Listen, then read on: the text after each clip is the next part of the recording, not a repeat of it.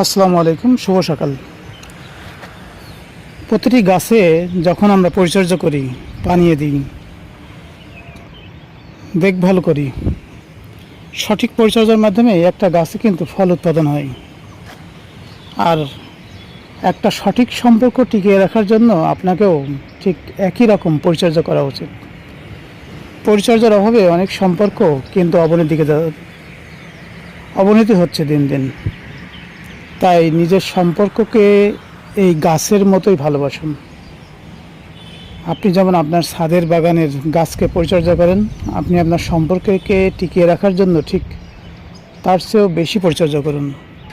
একটা সুন্দর সম্পর্কই আপনার কর্মময় জীবন, ব্যক্তি জীবন, পারিবারিক জীবন সুখী করতে পারে। ইহলৌকিক এবং পরলৌকিক সব দিক থেকে আপনার সুখে থাকতে হলে অবশ্যই সম্পর্ক পরিচর্যার সাথে রাখতে হবে।